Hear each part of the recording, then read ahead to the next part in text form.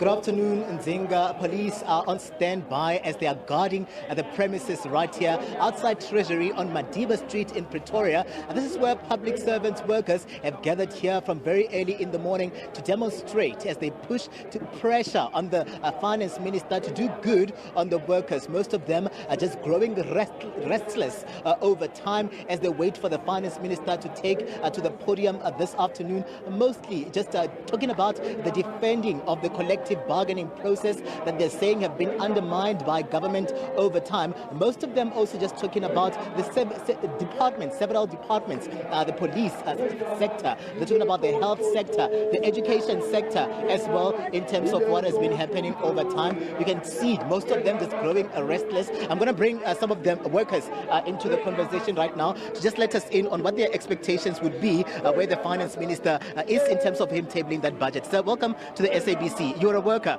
What has been happening in your space? Maybe firstly, let's just acknowledge the call that was made by Democratic Nursing Organization of South Africa and also other affiliates. And what the call that made it was truly because of the 3% that was offered to us previously by the government, and then stating the words like Bas Zamile.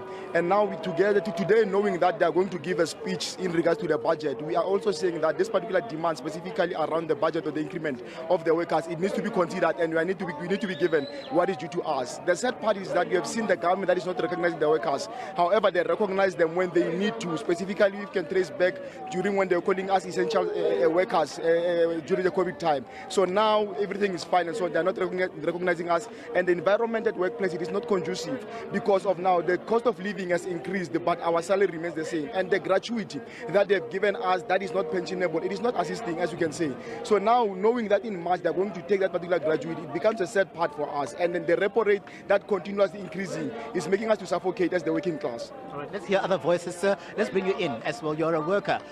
What has been happening in your space? It's been bad. I mean, I'm employed, but I'm pretty much like an unemployed person. I mean, I can barely afford the minimum, my child's school fees, bread. I mean, as a government employee, you cannot afford both a car and a house at the same time. You must choose one. And who lives in a car?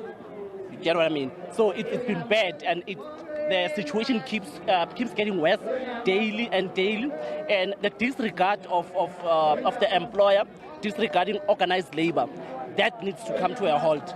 That needs to stop. This is only the beginning, because workers, they are unhappy, and you know when people are unhappy, they become unruly. And there'll come a time where we as well as organized labor, we won't be able to stop them, because people are unhappy, hungry, and we know that causes anger. So as a result, we want, or rather we demand the minister to make sure that they are considerate. That's all we are asking.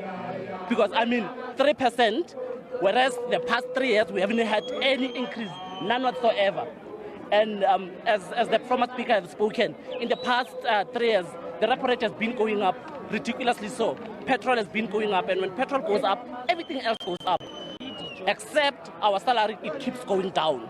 We are sick, we are tired, something needs to give.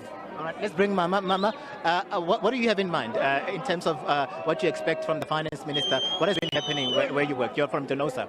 Thank you very much. Yes, I'm from Denosa here in Tshwane. Thank you very much for giving me the opportunity to talk.